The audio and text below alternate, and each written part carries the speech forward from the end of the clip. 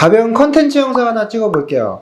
그동안 저희가 너무 부동산 정보만 주려고 하고 딱딱한 내용만 다룬 것 같아서 이번에는 저희가 중개하면서 겪었던 썰을 하나 풀어드리도록 할게요. 어떤 케이스냐면 저희 부동산에서 계약을 했는데 잔금 전에 매도인이 사망해버린 케이스입니다. 그때 제가 몹시 당황했었는데요. 어떻게 상황을 해결했는지 한번 말씀드려 볼게요.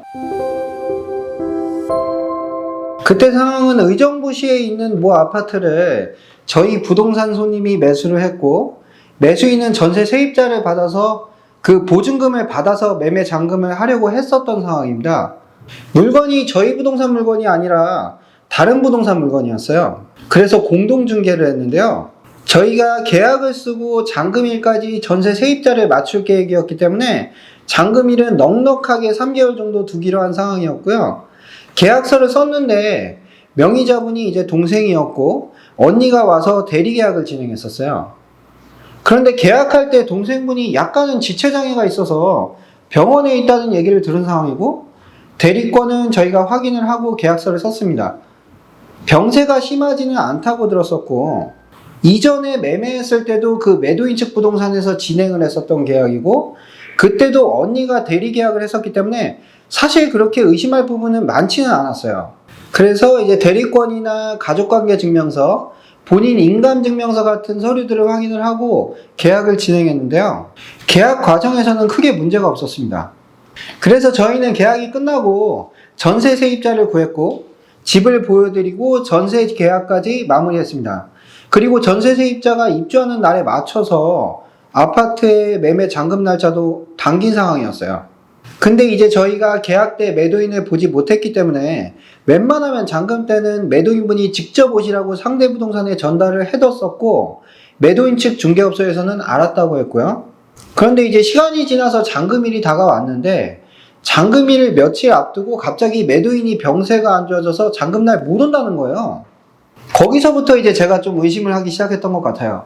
제가 딱 촉이 온 거죠. 그래서 웬만하면은 꼭 나오라고 해라.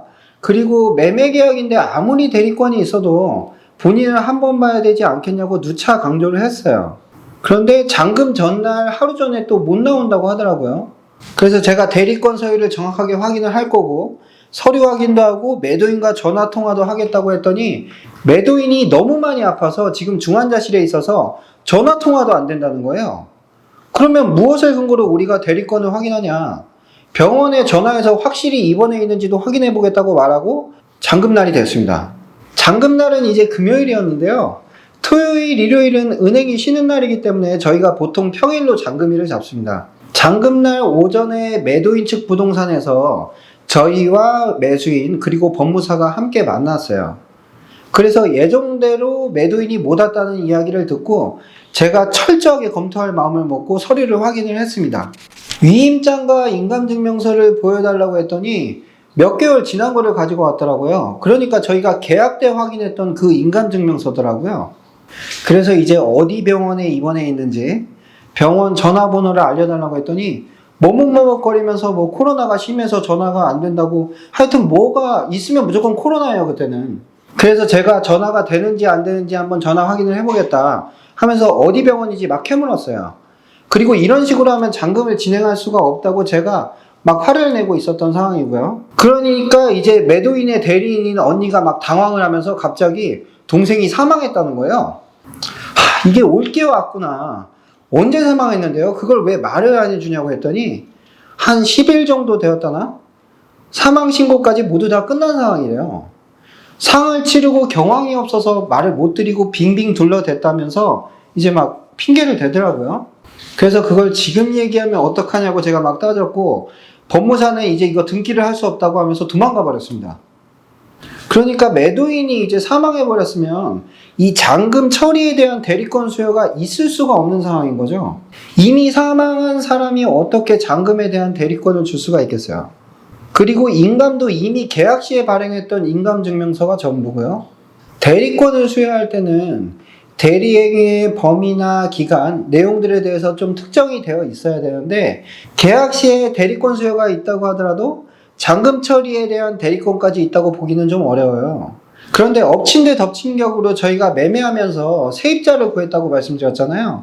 세입자는 지금 이삿짐차가 막 도착을 했어요. 지금 이사를 들어가야 돼요. 이사업체들이 빨리 들어가야 된다고 문 열어달라고 난리고, 오전에 여기 이사 끝나고 오후에 또 다른 이사 예약이 있어서 빨리 처리를 해야 됩니다. 거기다가 또 세입자는 전세대출까지 받아서 전세대출금이 모두 실행이 되어 있는 상황이에요. 은행에서 전세대출을 해줄 때는 매도인으로부터 매수인으로 명의가 변경되는 것을 조건부로 전세대출을 해주게 되는데요.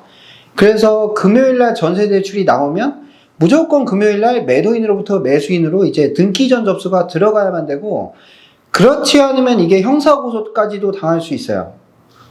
일단은 전세금은 받았는데 잔금을 해도 등기전 접수가 잔금일에 이루어질 수가 없는 상황이 된 거고요. 이러면 거래사고라고 볼 수가 있어요. 그래서 매도인이 사망을 하게 되면 원칙대로 했을 때 친족들에 대한 상속이 먼저 이루어지고 상속 등기가 되어야 돼요. 그러면 매도인의 유족들이 6명이었으니까 상속 재산을 6명이 지분 비율대로 가지고 가겠죠. 그러니까 큰오빠부터 해서 언니들 그리고 대리인까지 이제 모두 6분의 1의 비율로 상속이 다 돼야 되고, 지분 비율대로 계약서를 나눠서 작성을 하고 매매 대금도 모두 나누어서 받아야 되는 상황인 거죠. 근데 이걸 미리 알았다면 이렇게 좀 수정 신고를 하고 처리도 이렇게 했을 텐데, 지금 잔금날 알게 된 거잖아요. 이걸 미리 알았더라도 최소 상속 절차를 거치게 되면 일주일 이상의 시간이 필요한데, 지금 아무튼 상황이 이렇게 되니까 저는 매도인과 매도인 측 부동산에 막 책임을 묻기 시작했어요. 이거 사기 아니에요? 어떻게 이런 일을 숨기고 계약을 진행할 수가 있어요? 그러면 대리권 자체가 다 여태까지 무효였던 거 아니에요? 아니, 처음부터 대리권이 없었던 거 아니에요? 저는 이거 그냥 안 넘어갑니다 하고 한바탕 난리를 쳤어요. 그런데 또 매수인은 저희 부동산을 믿고서 매수를 한 거잖아요. 그러니까 매수인한테 정말 너무 미안하더라고요. 저 같은 부동산도 걱정이 되는 상황인데, 매수인 같은 경우는 이게 무슨 상황인지 어떻게 해야 되는지 정말 막막했겠죠. 그러니까 계속 나가서 담배만 태우시더라고요. 그래서 알아보니까 매도인이 계약을 하고 잔금 전에 사망한 경우에는 상속인들의 동의를 받으면 기존의 계약을 있는 그대로 진행할 수는 있더라고요. 그래서 상속 포기각서를 작성하고 매도인 물건에 대한 위임장을 모두 작성하기 위해서 일단 상속인들 모두를 지금 당장 불러야 된다고 했습니다. 가족관계가 부모님은 안 계셨고 매도인의 큰오빠가 있었고 언니가 3명에 남동생이 하나 있었어요. 다들 어디 살고 있냐고 물어보니까 지금 막 대전에 살고 계시는 분도 계시고 용인에 사시는 분, 인천 사시는 분, 각지에 다양하게들 살고 계셨는데, 이게 지금 당장 와야지만 해결이 되는 문제니까, 왜냐면 오늘 이거 서류 첨부해서 등기 접수 들어가야 되거든요. 이거 안 들어가면 전세 대출한 은행에서 대출 회수한다고 난리가 납니다. 그래서 전화를 해봤더니 지금 놀러 가 계신 분들도 계시고 일하고 계신 분들도 있어서 6명이 당장은 모일 수가 없는 상황이었어요.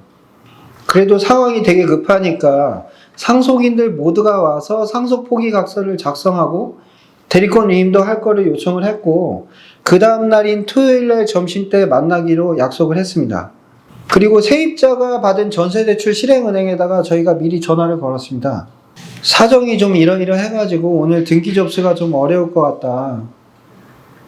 내일부터 주말이니까 월요일날 등기 접수를 좀 하면 안 되겠느냐.